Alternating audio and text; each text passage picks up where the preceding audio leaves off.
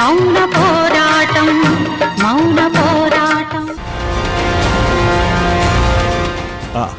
ఏదో ఆ కళ్యాణ్ రాముడు జానకికి పరాయివాడైనట్టు ఎందుకు అంతలా ఆలోచిస్తుంది?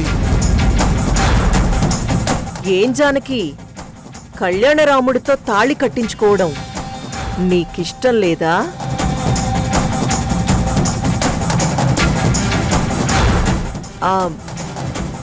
నువ్వేం మాట్లాడకపోతే నిజంగా నీకిష్టం లేదేమో అనుకోవాల్సి వస్తుంది.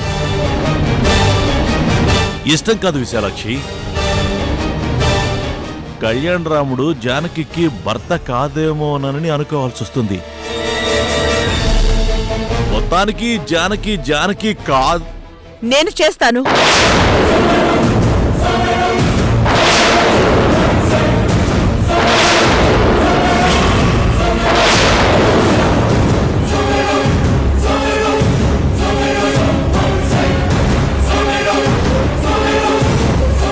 సుమంగళి వ్రతం నేను చేస్తాను.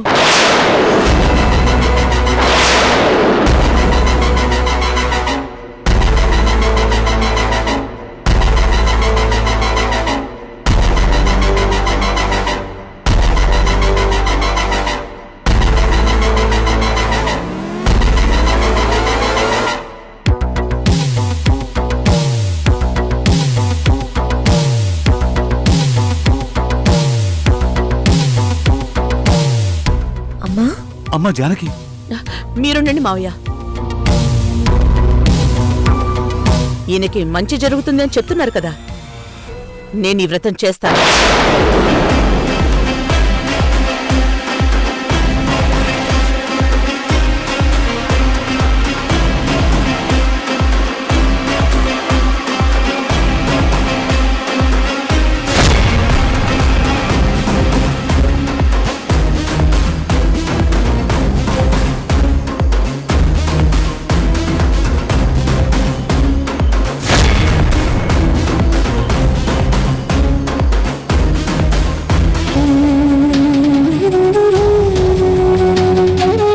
ఏంటమ్మా ఇది?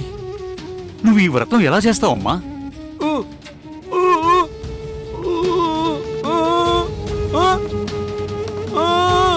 పెద్దమ్మా, నాకు ఆ వ్రతం ఏంటో తెలియక మామూలు పూజ అనుకుని అది చేస్తే తప్పే ఉంటుందిలే అనుకున్నాను.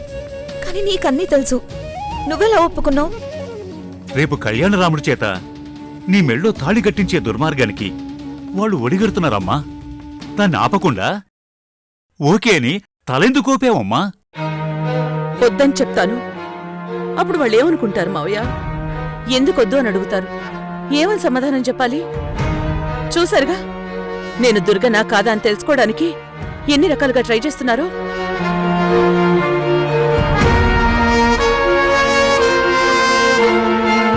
నేను దుర్గనేమో అనే డౌటు పూర్తిగా పోలేదు. అందుకే ఈ వ్రతం పెట్టారు.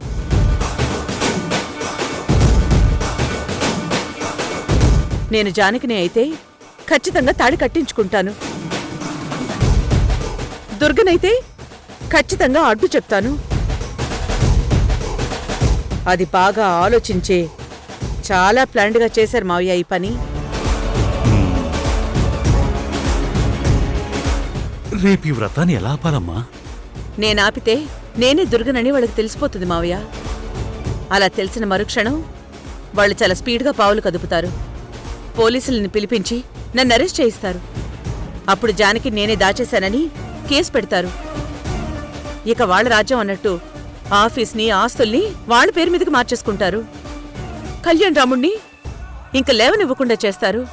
మీకైతే కనీసం మాట్లాడే అవకాశం కూడా ఇవ్వరు. మీరు నన్ను తీసుకొచ్చారు కాబట్టి మిమ్మల్ని కూడా నేరస్తుల్ని చేస్తారు. నేను అరెస్ట్ అయ్యానని తెలిసి జానకి బయటకొస్తే జానకిని చంపినా చంపేస్తారు. అది కూడా నేనే చేశానని ప్రూవ్ చేస్తారు.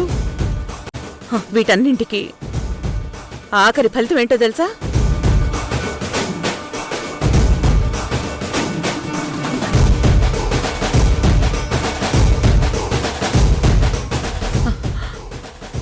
సౌందర్య జీవితం నాశనం అయిపోతుంది.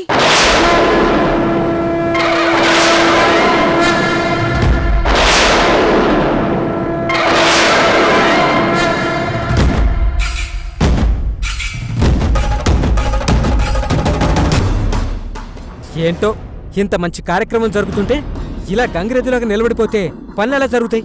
నేనొక్కడిని ఎన్ని పనులను చూసుకోవాలి?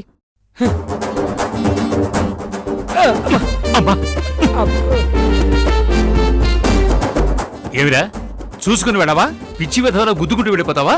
అయ్యగారు, పనాడవుల్లో ఇవి చేతిలో ఉండి చూసుకోలేకపోయాను. ఏ మీరు ఖాళీగానే వెళ్తున్నారుగా, మీరే చూసుకుని తప్పుకోవచ్చు కదా. నోరు ముయిరా నెల తక్కువ వెధవా. నీకసలు బుర్రే లేదురా. ఏమీ చేయలేని పరిస్థితిలో మేము ఉన్నాం. పనులట పనులు వెళ్ళా. పెద్దగారు, ఏంటిది? అక్కడ గోదావరేమో అలా గమ్మున ఆలోచిస్తూ ఆగిపోయింది. ఇక్కడ మీరు కొడుక్కి మళ్ళీ పెళ్లి లాంటి మంచి శుభకార్యం జరుగుతుంటే ఆనందంతో హడావుడి పడకుండా చికాకు పడతారేంటి? కోప్పడతారేంటి? రే వారా నోరు మూసుకుని. నేను అసలే తిక్క మీద ఉన్నాను. నన్ను విసిగించుకో పో.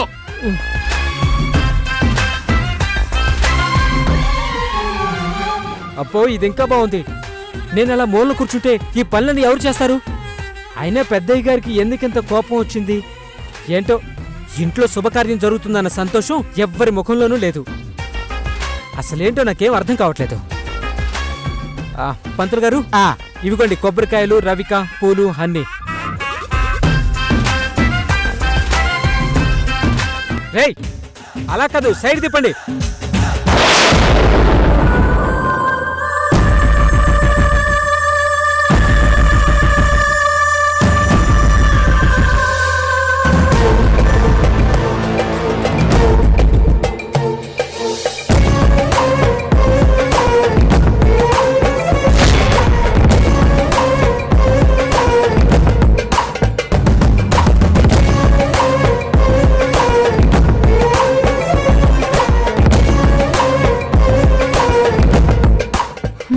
పూజ ఏర్పాట్లు బాగానే జరుగుతున్నాయి. ఇప్పుడు ఇల్లు పెళ్లి కళ్ళొచ్చినట్టు కళకళ్ళాడిపోతుంది. కాసేపటికేమవుతుందో చూడాలి.